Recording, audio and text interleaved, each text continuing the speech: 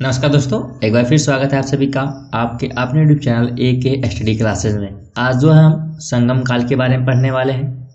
इसके जो है पिछले चैप्टर में हम लोगों ने मरणोत्तर काल देखा था और आज हम लोग संगम काल पढ़ेंगे। अगर आप लोगों ने पिछला वीडियो नहीं देखा है तो आप लोग क्या है हमारे चैनल पर जाके आप लोग प्लेलिस्ट बना हुआ हिस्ट्री के नाम से वहाँ पर आप लोग जाके देख सकते हैं।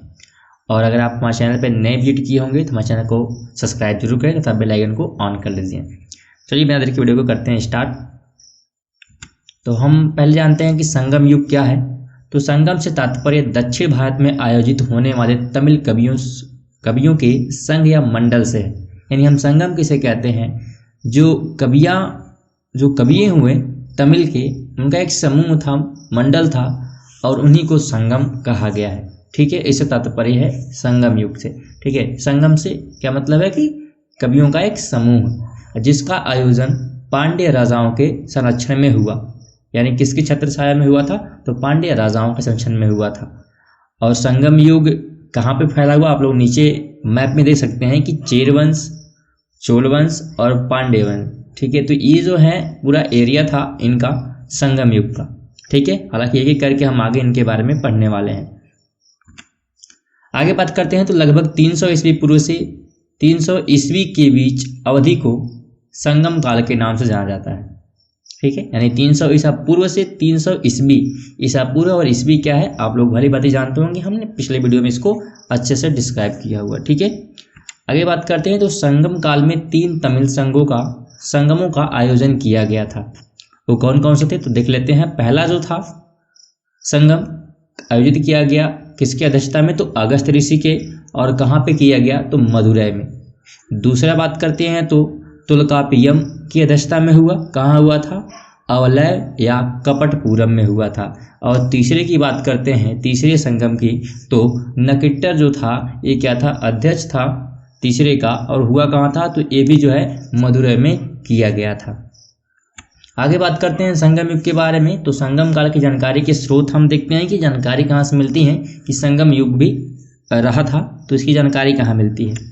तो अशोक के शिलालेखों में भी चेर, चोल और पांड्य वंश का मौर्य के दक्षिण में होने की बात लिखी गई है। यानी जो अशोक ने शिलालेखों की निर्माण करवाया था तो उसमें भी क्या है, ये लिखा गया है कि चेर, चोल और पांड्य जो वंश हुआ करते थे वो दक्षिण में हुआ करते थे। और हम दक्षिण में ही देख के आए हैं, मैप में जो है दक्षिण में ही हमारा जो है संगम युग है। ठीक है, तो संगम काल उस एरिया को ही कहा गया है। तो ये लिखा गया है अशोक के शिलालेख में, तो ये जानकारी का स्रोत हो गया। दूसरा बात करते हो तो मेगास्थनीज जो था, ठीक है, मेगास्थनीज ने इसके बारे में लिखा हुआ है। और इसके अलावा जो कई विदेशी लेखक हुए उन्होंने भी इनके बारे में लिखा हुआ है संगम युग के बारे में। ठीक है, आगे बात करते हैं तो हाथी गुम्फा अभिलेख में भी कलिंग के खारवेल ने तमिल राज्यों का वर्णन किया है। तो इसके द्वारा भी क्या है, हाथी गुम्फा के अभिलेख में वर्णन मिलता है। ठीक है, तमिल राज्यों का। आगे बात करते हैं तो संगम काल में राज्य की स्थिति क्या थी, इसको हम देख लेते हैं। तो दक्षिण में कृष्ण नदी से लेकर तुंगभद्रा तक के क्षेत्र को दक्षिण भारत का संगम काल कहा जाता है। ठीक है, तो मैप में आप देख सकते हैं कि ऊपर जो है कृष्णा नदी हमारी क्या है, बहती है, और उसके नीचे जो है हमारा जो है तमिल जो साम्राज्य है संगम काल वहाँ पे बसा हुआ था। आगे बात करते हैं यहाँ पे 3 राज्य थे। इनके राज्य के नाम क्या थे, चेर, चोला और पांड्य। ये राज्य क्या थे, वहाँ पे विकसित हुए थे। ठीक है, इसकी जानकारी संगम साहित्य से प्राप्त होती है। यानी ये कहाँ लिखा गया है कि ये जो है इस एरिया में स्थित थी, तो इसकी जानकारी संगम साहित्य से मिलती है। अब बात करते हैं चेर में, तो और क्या है इसके बारे में। तो चेर को जो है उदयन जो है इस वंश का प्रथम शासक था। यानी हम चेर वंश एक एक करके अब उसके बारे में पढ़ने वाले हैं। तो पहले चेर वंश पढ़ते हैं। तो चेर वंश में उदयन जो था वो क्या है, चेर वंश का प्रथम शासक था। और ये जब राजा बना जिस समय चेर, तो उस समय 130 ईसा पूर्व की ईस्वी थी। ठीक है, और आगे बात करते हैं चेरों ने आधुनिक राज्य केरल के मध्य और उत्तरी हिस्सों तथा तमिलनाडु के कोंगू क्षेत्र को नियंत्रित किया। तो मैप में आप देख सकते हैं कि ये लगभग केरल का हिस्सा पड़ता है, जो क्या है चेर के द्वारा कंट्रोल किया जा रहा था। आगे बात करते हैं चेरों का प्रतीक चिन्ह क्या है, धनुष बाण था। तो अब मैप में आप देख सकते हैं, तो ये बिल्कुल बहुत ही इंपॉर्टेंट पूछता है कि चेर का प्रतीक चिन्ह क्या था, तो धनुष और बाण था। इसको ध्यान रखने योग्य बात है ये। आगे बात करते हैं तो चेरों के सबसे महान राजा सेनगुट्टवन और सेंगुत्तवन, यानी दोनों एक ही नाम है, अलग अलग नाम लिखा गया है, ठीक है। तो ये थे, और जिन्हें लाल या अच्छे चेर भी कहा जाता है। तो ये क्वेश्चन बनता है कि लाल चेर किसे कहते हैं, तो ये ध्यान रखना है कि सेनगुट्टवन को क्या है, अच्छे चेर या लाल चेर कहा जाता है।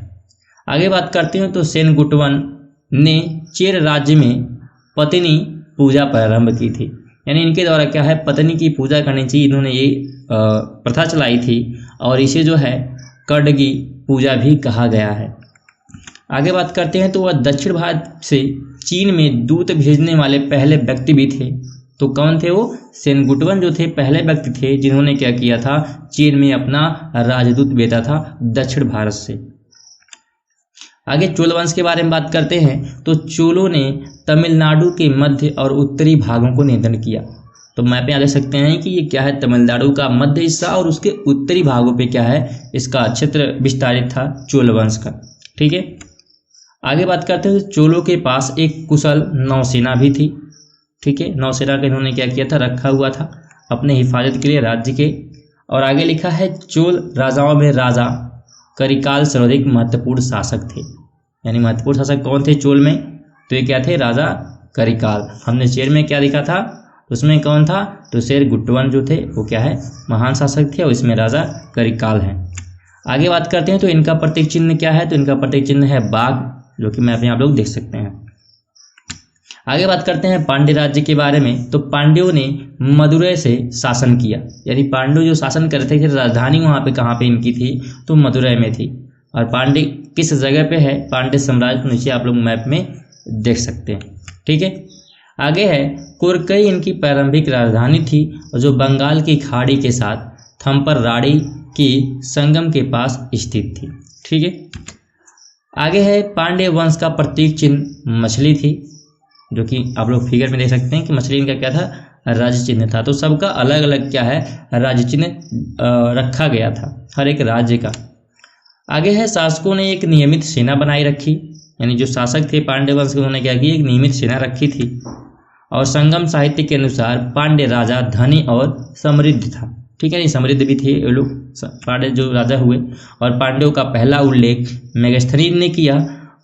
उन्होंने इस राज्य को मोतियों के लिए प्रसिद्ध बताया, यानी जो पांड्य राज्य है यहाँ पे सबसे जो महत्वपूर्ण काम होता है तो क्या होता है, मोतियों का काम होता है, ये मेगस्थनीज ने बताया हुआ है।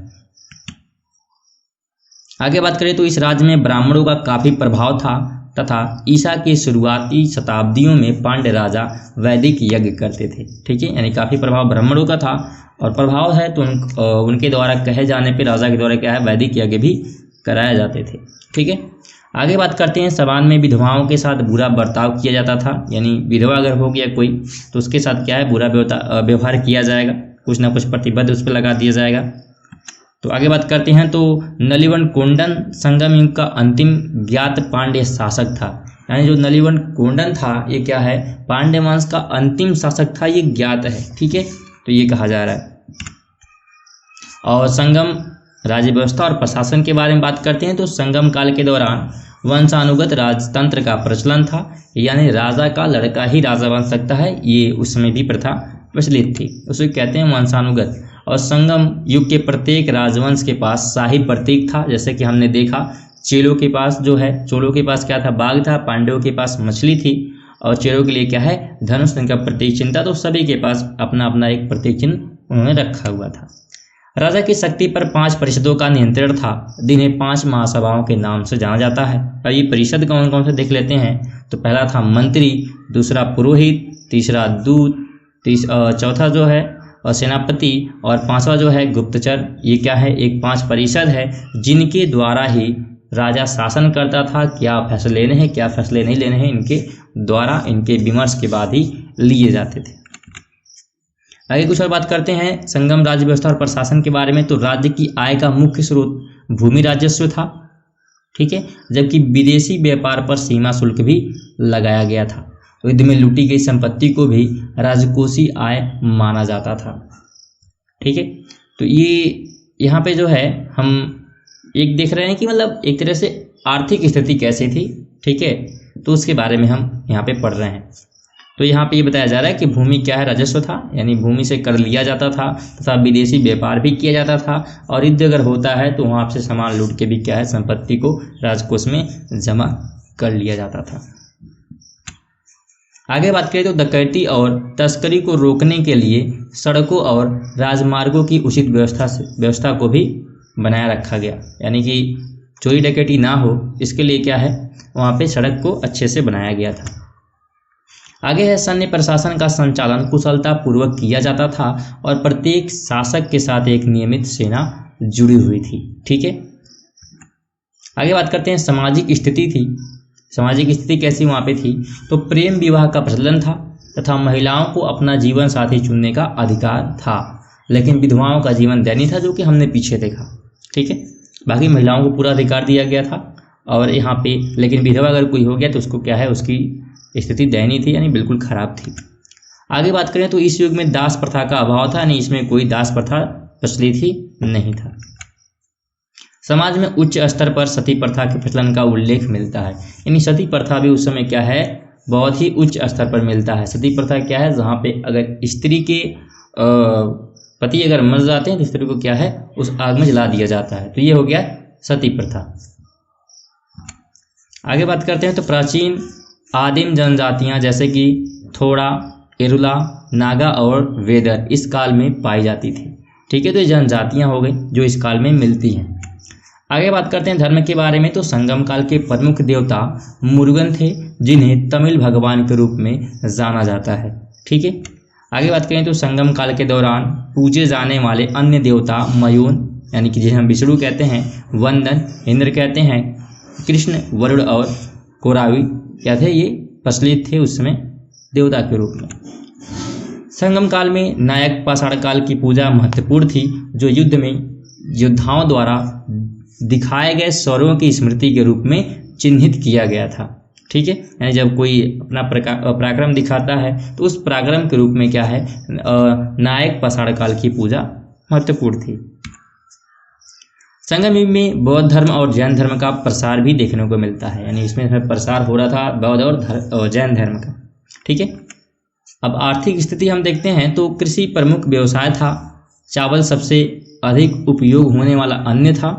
ठीक है, और इस काल में समस्त कला जैसे कि कढ़ाई, बुनाई, लोहे के काम, लकड़ी के काम, जेवरात बनाने के कारीगर विकसित थे। तो ये वहाँ की आर्थिक स्थिति, वो लोग काम क्या करते थे। इस काल में सामान को निर्यात भी किया जाता था, कपास से बने कपड़े इनमें प्रमुख थे, यानी सामान को लोग बेचते भी थे, जिसमें से अगर महत्वपूर्ण बात करें तो कपास थी, कपास से बने कपड़े। आगे है इसके साथ साथ मसालों का व्यापार भी उत्कृष्ट था, यानी मसालों का व्यापार भी क्या है वहाँ पे किया जाता था। ठीक है, तो ये आस्तिक स्थिति हो गई, और यहाँ से हमारे क्वेश्चन स्टार्ट होते हैं। तो एक तरह से आप लोग थ्योरी पढ़ ली, अब यहाँ से आप लोग टेस्ट देख ही जाइए। अब वीडियो को बिना स्क्रिप्ट किए आप लोग क्वेश्चन को देखिए, और इसका आप लोगों ने क्या पढ़ा उसका जवाब लोग देके जाइएगा। और वीडियो अभी तक अच्छी लग रही होगी, वीडियो पर टिके हुए हैं तो वीडियो अच्छी लग ही रही होगी तो वीडियो को लाइक और चैनल को सब्सक्राइब जरूर कर दें, ताकि आप तक जो है ऐसे ही इन्फॉर्मेशन की वीडियो जल्दी नोटिफिकेशन आपको जल्दी पहले मिलती रहे। ठीक है, चलो देखते हैं। क्वेश्चन नंबर पहला है, लाल चेर के नाम से प्रसिद्ध हुआ चेर शासक कौन था जिसने कड़करी यानी पत्नी के मंदिर का निर्माण करवाया था। ठीक है, तो बिल्कुल आप लोगों को पता होगा, तो इसका सही जवाब क्या हो जाएगा, सही जवाब हो जाएगा ऑप्शन सी, सेनगुटवन जो है ये क्या है, लाल चेर के नाम से जाने जाते हैं। अगर आपको पता है तो आप लोग कमेंट बॉक्स में क्या जवाब दे सकते हैं। ठीक है, आगे बात करें तो तमिल का गौरव ग्रंथ जीवक चिंतामणि किसके संबंधित है, ये बताना है आपको। ऑप्शन आपके सामने है, जैन, बौद्ध, हिंदू और ईसाई। तो सही जवाब क्या हो जाएगा हमारा, जैन धर्म से संबंधित है। नेक्स्ट क्वेश्चन है 3 नंबर, निम्न में से कौन संगम युगीन व्याकरण रचना सर्वाधिक महत्वपूर्ण रचना मानी गई है। तो इसमें से आपके ऑप्शन है, बताइए कौन सी है। तो सही जवाब हो जाएगा ऑप्शन सी, तुलका पीएम जो है ये सबसे महत्वपूर्ण रचना मानी गई है संगम युगीन की। ठीक है, संगम युग के काल की। आगे बात करते हैं 4 नंबर, निम्नलिखित राजवंशों में किसका उल्लेख संगम साहित्य में नहीं हुआ है। ठीक है, तो ये तो बिल्कुल इजी क्वेश्चन, हमने चेर, चोल और पांडे देखा तो क्या नहीं मिला हमको, तो कदम जो है ये नहीं मिला, तो ये हमारा सही ऑप्शन हो जाएगा। 5 नंबर बात करते हैं तो संगम युग में उरैयूर किस लिए विख्यात था, ये जगह का नाम है, वो क्यों विख्यात है ये आपसे पूछ रहा है। तो सही जवाब क्या हो जाएगा, थोड़ा सा पास चलते हैं, आप लोग टाइम बच जाएगी क्योंकि आप लोग वीडियो लंबा होता है लोग देखते नहीं हैं। तो बी नंबर देखते हैं, ये क्या हो जाएगा, हमारा ऑप्शन सही हो जाएगा। कपास के व्यापार का महत्वपूर्ण केंद्र ये माना जाता है, इसलिए उसे जो उरैया है उसे प्रसिद्ध है, किस लिए, कपास के व्यापार के लिए। ठीक है, नेक्स्ट क्वेश्चन है तुल्कापियरम, ठीक है, ग्रंथ संबंधित है, किससे संबंधित बताना है आपको। तो सही जवाब हमारा हो जाएगा ऑप्शन सी, व्याकरण और काव्य से संबंधित है। 7 नंबर है धार्मिक कविताओं का संकलन कुरल किस भाषा में है। तो सही जवाब क्या हो जाएगा, तमिल भाषा में लिखा गया है।